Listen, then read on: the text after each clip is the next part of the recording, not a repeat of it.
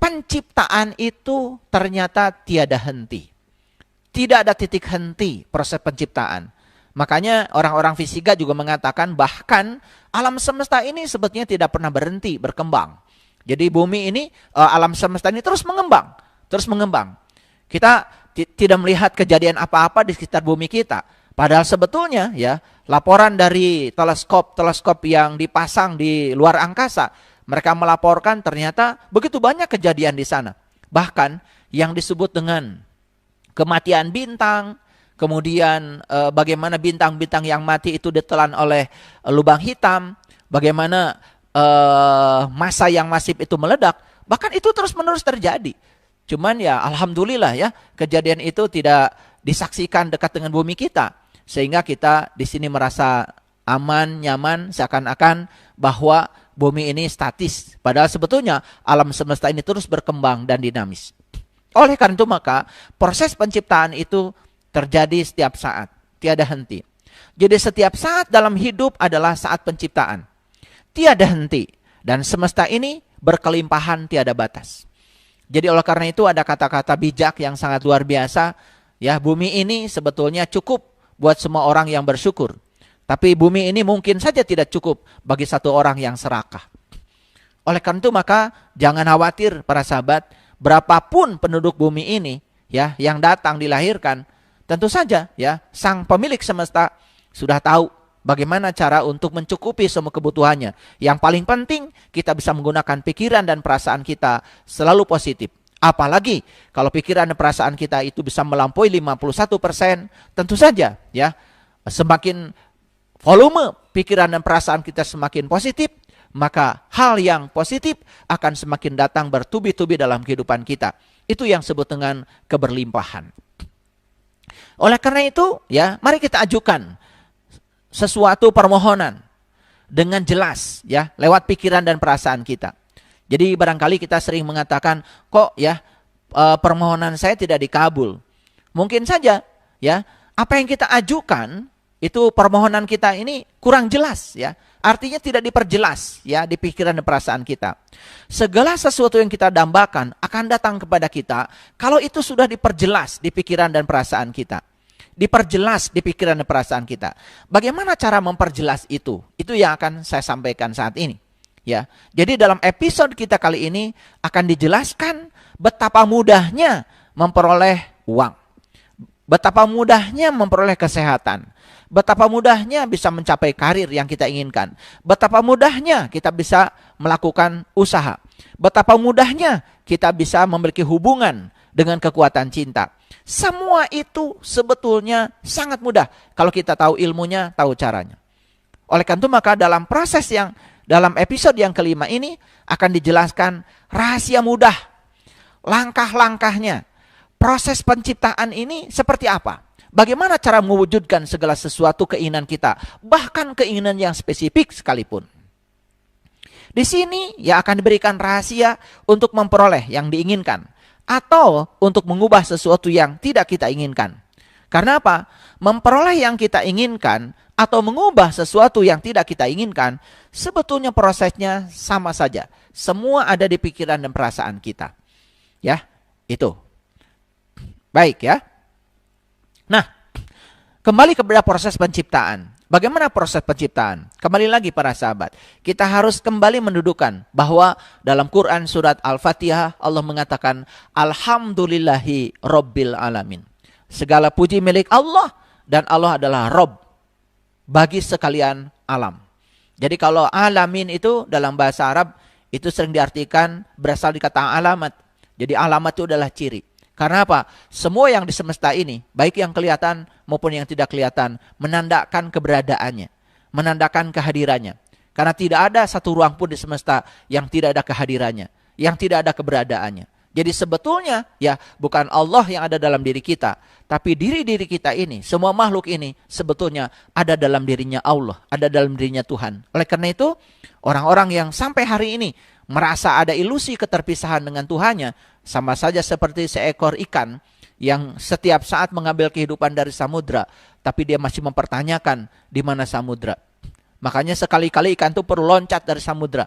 Maka ketika ikan itu loncat dari laut, dia baru bisa menyaksikan, oh ternyata ya itulah tempat hidup saya. Makanya untuk tahu bahwa dia selama ini tinggal dalam laut, sekali-kali dia harus keluar dari lautan. Makanya coba perhatikan ya, ikan lumba-lumba ya, ada yang loncat ke atas. Kenapa loncat ke atas? Dia sedang merasakan sensasi. Bagaimana keluar dari medan kehidupannya sendiri. Sehingga dia bisa meyakinkan bahwa sebetulnya dia bersama dengan tempat hidupnya. Baik ya, kita masuk lagi kepada proses penciptaan. Jadi proses penciptaan itu para sahabat cuma 3 saja. Sangat sederhana. Yang pertama, bayangkanlah. Yang kedua, rasakanlah. Yang ketiga, terimalah.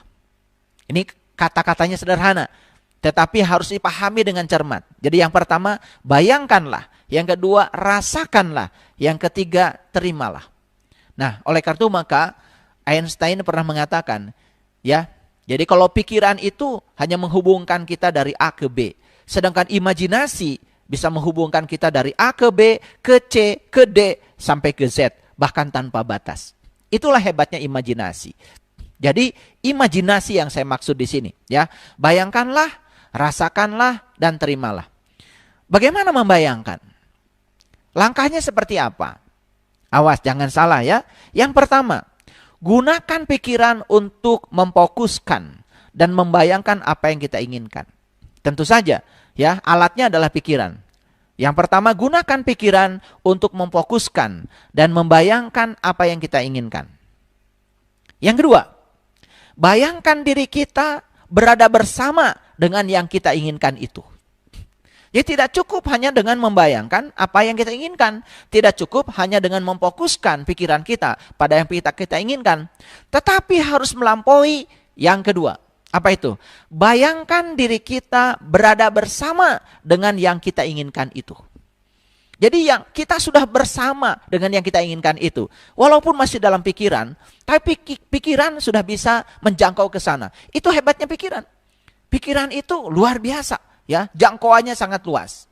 Jadi yang pertama, gunakan pikiran untuk memfokuskan dan membayangkan apa yang kita inginkan. Yang kedua, bayangkan bahwa diri kita sudah berada bersama dengan yang kita inginkan itu.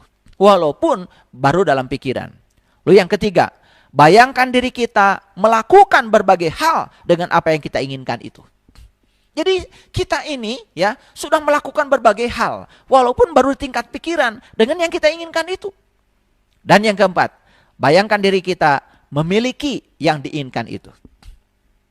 Jadi saya beri contoh lah sederhana ya. Ya, saya menginginkan sebuah mobil dambaan saya yang saya sangat senangi, ya. Dan itu sudah berkali-kali saya coba. Jadi yang pertama saya menggunakan pikiran tentu saja untuk memfokuskan dan membayangkan mobil mana yang saya inginkan, ya. Nggak usah berpikir uang, ya, karena semesta yang akan menyelesaikan caranya. Nah, kita itu sering berpikir cara. Tugas kita itu yang pertama. Yang kedua, saya membayangkan bahwa diri saya sudah bersama dengan mobil itu. Saya membayangkan bahwa diri saya sudah bersama dengan mobil itu. Lebih dalam lagi, saya membayangkan bahwa saya sudah melakukan berbagai hal dengan mobil itu. Saya berpergian ke sini, ini bukan halusinasi, bukan. Ini imajinasi. Ya, ini bukan halusinasi. Jadi kalau ada orang mengatakan ini halusinasi, itu karena tidak tahu ilmunya. Ya, ini harus dipraktekkan. Ya, saya seakan-akan sudah melakukan berbagai hal dengan mobil yang saya impikan itu. Saya sudah pergi bersama keluarga. Itu nggak apa-apa. Itu imajinasi. Nah, saya perlu kasih tahu ya para sahabat. Coba ya, produk teknologi yang hari ini kita nikmati, kan sebenarnya hasil imajinasi. Mungkin 5.000 tahun yang lalu orang mengatakan impossible. Tapi sekarang orang mengatakan I am possible. Jadi impossible itu menjadi I am possible. Itu sebabnya ya, kalau kita berada di tataran ruang dan waktu, kita akan terjebak oleh hukum kausalitas. Sebab akibat. Tapi begitu kita melampaui ruang dan waktu, masuk dalam dimensi kuantum, masuk dalam dimensi energi, apa yang terjadi? Di situ kita akan memasuki yang namanya probability. Artinya, kemungkinan lebih banyak lagi. Itulah hebatnya ya. Dan itu sudah diramalkan oleh fisika kuantum. ya, bahwa apa yang dapat kita bayangkan sebetulnya itu sudah ada barangnya, sudah ada kejadiannya saat ini. Cuman apa? Hanya soal waktu untuk hadir dalam kehidupan kita. Kita yang harus menariknya. Jadi para sahabat, sekali lagi ini agak dalam ya. Ini saya ulang-ulang. Yang pertama ya, bagaimana cara membayangkan? Gunakan pikiran untuk memfokuskan dan membayangkan apa yang kita inginkan. Yang kedua, bayangkan diri kita sudah berada bersama dengan yang diinginkan itu, walaupun di tingkat pikiran. Yang ketiga, bayangkan diri kita sudah melakukan berbagai hal dengan yang kita inginkan itu. Dan yang keempat, bayangkan diri kita sudah memiliki yang diinginkan itu. Ini ya, membayangkan. Jadi bukan membayangkan tuh seperti yang selama ini dilakukan banyak orang. Makanya disitulah pentingnya kita harus melek, harus literasi, harus melek ilmu ya. Makanya janganlah jadi orang yang tidak tahu, tapi kita tidak tahu bahwa kita tidak tahu. Lebih bagus jadi orang yang tidak tahu, tapi kita tahu bahwa kita tidak tahu. Maka semesta pasti akan memberitahu. Nah, sekarang bagaimana merasakan? Kan tadi ilmunya, proses penciptaan itu cuma 3. Yang pertama membayangkan, yang kedua merasakan, yang ketiga menerima. Bagaimana cara merasakan? Baik para sahabat, merasakan pun ada prosesnya. Yang pertama ya, pada saat bersamaan dengan membayangkan tadi, pada saat bersamaan nih dengan membayangkan tadi, jadi ini di dimensi pikiran tadi, tapi cuman ini di dimensi perasaan, kita harus merasakan cinta terhadap yang kita bayangkan itu. Kita maksudnya cinta dimaksud apa? Cinta itu kan kekuatan positif. Jadi kita merasakan hal positif ya dengan yang kita bayangkan itu. Itu pada saat bersamaan dengan membayangkan, kita harus merasakan kekuatan positif terhadap apa yang kita bayangkan itu. Jangan ada ketiadaan kekuatan positif. Yang kedua, kita harus membayangkan dan merasakan berada bersama dengan yang kita inginkan itu. Jadi kalau tadi kan langkah kedua dalam membayangkan ya, kita memikirkan seakan-akan kita sudah bersama dengan yang kita inginkan. Nah, di sini kita merasakan seakan-akan sudah bersama dengan yang kita inginkan. Lalu langkah yang ketiga, kita harus membayangkan dan merasakan berbagai hal bersama yang diinginkan itu. Pada langkah membayangkan tadi, langkah yang ketiga, kan kita ya memikirkan seakan-akan kita sudah merasakan berbagai melakukan berbagai hal dengan yang kita inginkan itu. Nah, di sini kita bukan melakukan berbagai hal saja, tetapi merasakan bahwa kita sudah melakukan berbagai hal dengan yang kita inginkan itu. Dan yang keempat, kita harus membayangkan dan merasakan memiliki yang kita inginkan itu. Nah, inilah membayangkan itu dalam dimensi medan listrik di pikiran, sedangkan merasakan dalam dimensi medan magnet itu terjadi dalam perasaan. Makanya begitu koheren antara pikiran dan perasaan, maka disitulah yang namanya realitas akan datang kepada kita. Bahkan ya, realitas akan yang datang kepada kita, yang kita inginkan akan datang bertubi-tubi. Ya, sekali lagi, yang tidak diinginkan pun bisa datang bertubi-tubi kalau kita tidak mampu mengubah pikiran dan perasaan kita. Jadi para sahabat, ya, imajinasi kita menghubungkan kita dengan apa yang kita inginkan. Jadi saat kita berimajinasi, sebetulnya kita sudah terhubung dengan yang kita inginkan itu. Karena imajinasi itu menghubungkan. Sekali lagi, imajinasi itu menghubungkan. Sekali lagi, pahami bahwa pikiran adalah energi, pikiran adalah vibrasi, pikiran adalah frekuensi. Saat kita sedang mengimajinasikan, membayangkan, berarti sebetulnya pikiran sedang memancarkan frekuensi, sedang memancarkan vibrasi. Oleh karena itu maka saat pikiran sedang membayangkan, maka saat itu sebetulnya kita sudah terhubung dengan yang kita inginkan. Nah, keinginan kita dan rasa cinta itu yang menciptakan magnet. Jadi saya sudah mengatakan bahwa diri kita adalah magnet. Di mana sesungguhnya kutub magnet itu? Para sahabat sudah tahu ya, waktu SD belajar yang namanya magnet itu punya 2 kutub. Ya, seperti ini ya, saya gambarkan. Magnet itu punya 2 kutub ya. Jadi kalau ini adalah magnet, sebut aja magnet batang. Jadi banyak sekali di laboratorium bentuk-bentuk magnet. Ada magnet batang, ada magnet uhu, ya, macam-macam bentuk magnet. Ya, yang jelas kalau ini magnet batang, ya, maka dia punya 2 kutub, ini utara, ini selatan. Dan kalau ini dipotong segini, ya, digergaji dipotong, bahan magnet ini, dia tetap aja. Tidak mungkin magnet itu memiliki utara saja. Pasti ada utaranya, ada selatan. Makanya, magnet itu tidak pernah monopol. Tidak pernah monopol, ya. Dia selalu dipol. Dipol itu artinya selalu memiliki dua kutub. Kalau ini dipotong lagi, tidak mungkin utara saja. Dia akan memiliki sama, ya, utara dan selatan, walaupun ukurannya lebih kecil. Ini dipotong lagi, dia akan memiliki utara dan selatan. Utara dan selatan. Terus dipotong, sampai pada tingkat yang elementer. Itu yang disebut dengan dipol. Makanya dipol magnet dalam fisika itu adalah elemen terkecil magnet. Apa itu? Tiada lain adalah atom. Makanya dalam atom itu ada inti atom, ada elektron yang bergerak mengelilingi inti. Dan ketika elektron bergerak mengelilingi inti, dia seperti arus listrik. Makanya dalam fisika itu yang namanya dipol magnet, rumusnya M, itu tiada lain adalah berapa besarnya arus, berapa besarnya luas. Jadi ketika arus listrik dikalikan luas yang dikelilinginya, itu yang disebut dengan dipol magnet. Nah, itulah yang disebut dengan magnet elementer. Maka magnet tidak pernah monopol, selalu dipol. Nah, jadi kalau magnet aja dipol, ada utara selatannya. Kalau tubuh kita magnet, di mana sebetulnya kekuatan magnet tubuh kita? Satu di pikiran, itu utaranya. Satu di perasaan, itu adalah selatannya. Jadi kalau pikiran dan perasaan ini, itu adalah bagian yang paling kuat. Maka oleh karena itu, maka pikiran dan perasaan berpadu, itu yang menjadi sifat magnetis. Maka diri kita ini adalah magnet. Kalau diri kita magnet, kan diri kita bisa menarik semua ya hal yang di sekitar magnet kita. Terserah kita mau menarik apa. Mau menarik yang positif atau mau menarik negatif, semua urusan ada pada kita. Jadi dari sini bisa paham ya para sahabat. Ya, ini saya jelaskan aspek sainsnya supaya semuanya mengerti. Baik ya. Jadi keinginan kita dan rasa cinta itu menciptakan magnet. Sekali lagi, yang saya maksud dengan rasa cinta itu adalah kekuatan positif, bukan rasa perasaan, ya. Gitu. Makanya manusia itu cuma dua. Ada yang kehadiran cinta, ada yang tidak kehadiran cinta. Makanya begitu kita sadar bahwa diri kita punya cinta, itu kekuatan positif. Tugas berikutnya adalah menggunakan kekuatan positif itu. Nah, menggunakan kekuatan positif namanya mencintai. Jadi banyak orang yang punya cinta. Dia punya kekuatan positif, tapi dia tidak mampu menggunakan kekuatan positif itu. Ya, makanya dia punya cinta tetapi tidak bisa mencintai. Nah, keinginan kita dan rasa cinta menciptakan magnet. Jadi mengerti ya, keinginan berasal dari pikiran, rasa berasal dari perasaan, dan itu akan membentuk kutub-kutub magnet.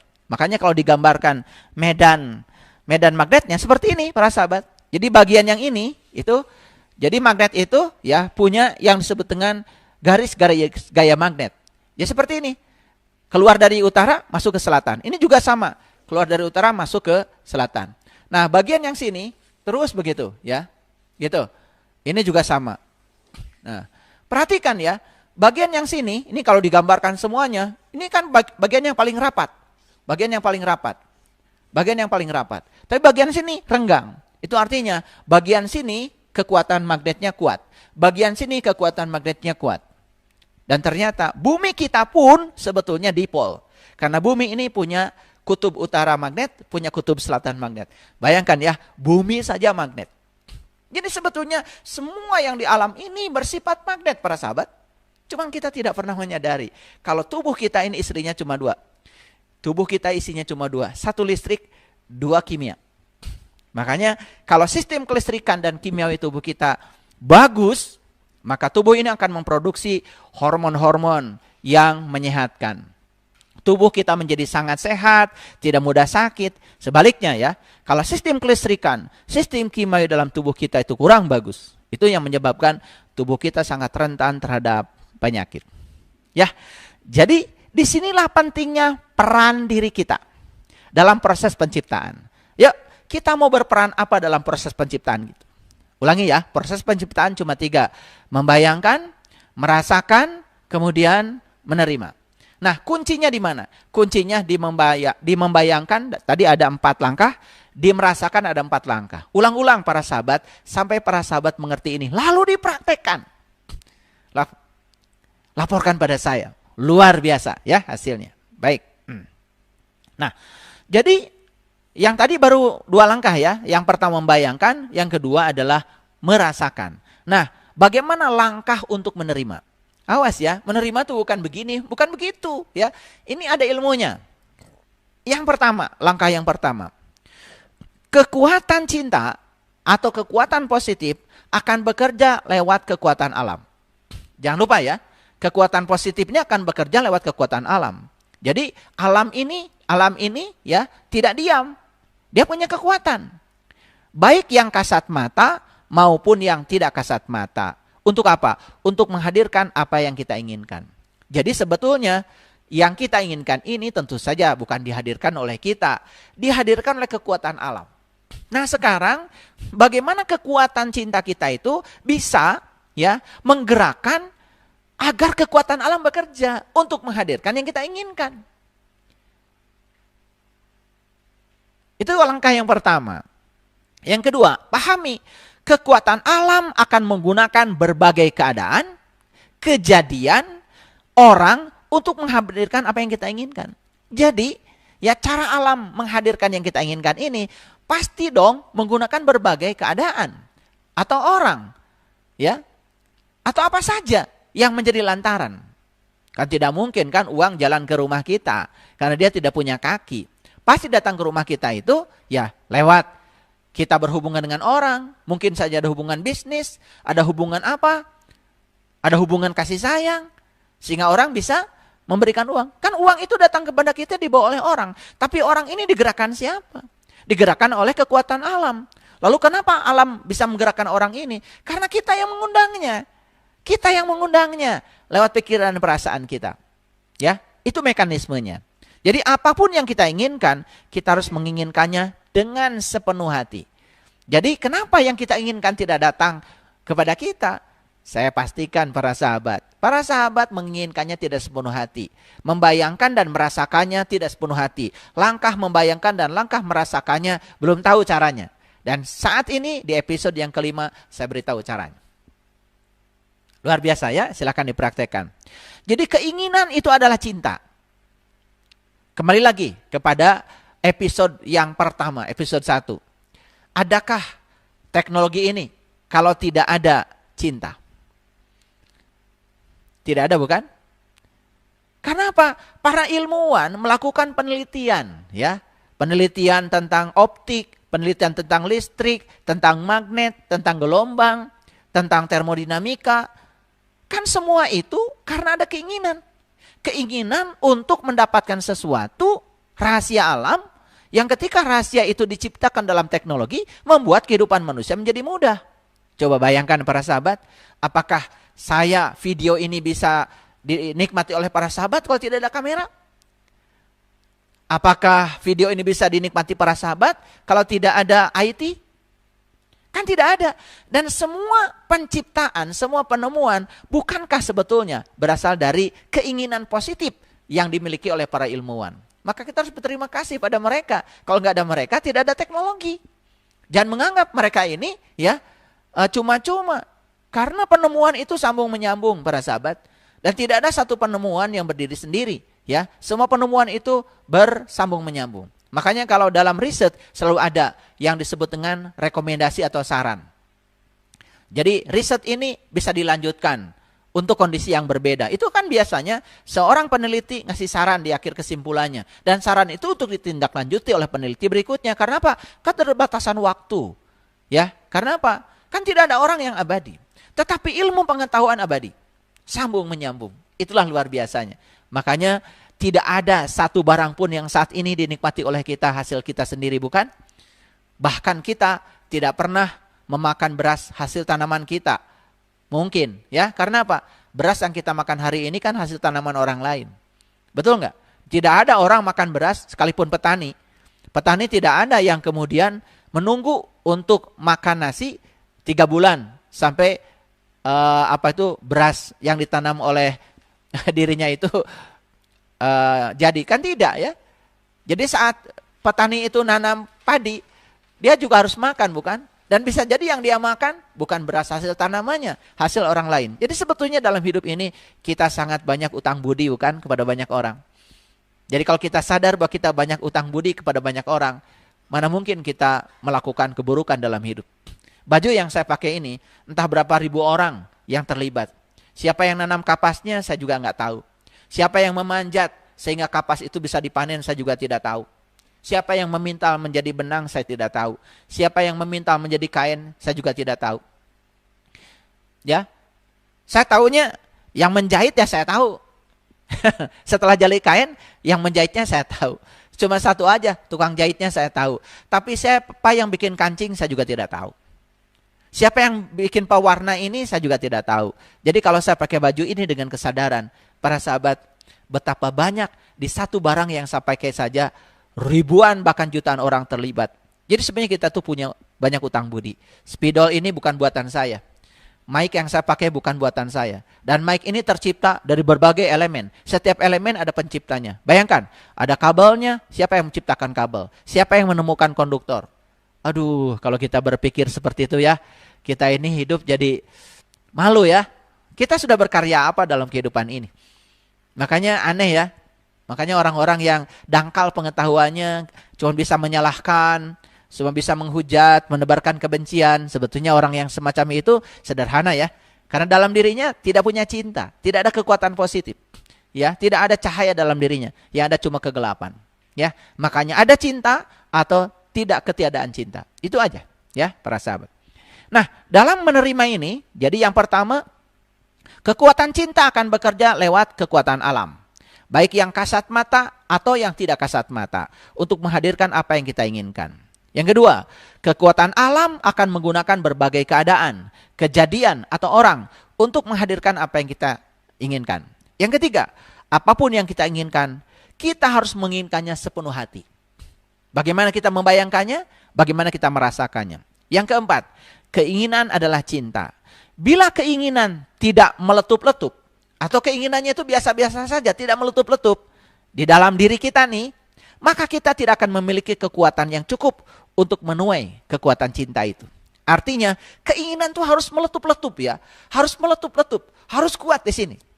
Makanya, kenapa ya? Di dalam bahasa Arab ada yang namanya tekad, yang disebut dengan malak, milik, yang kemudian sering disebut malaikat. Ya, itu kan sebenarnya tekad. Jadi keinginan yang meletup-letup itu, keinginan yang meletup-letup, keinginan yang sungguh-sungguh, ya, kita menginginkannya. Makanya kalau kita keinginannya biasa-biasa saja, itulah yang membuat magnet kita tidak cukup untuk menarik yang kita inginkan. Ya, kita harus mendambakan apa yang diinginkan itu, ya, dengan sepenuh hati. Karena keinginan adalah perasaan cinta. Ingat ya, keinginan itu tidak buruk.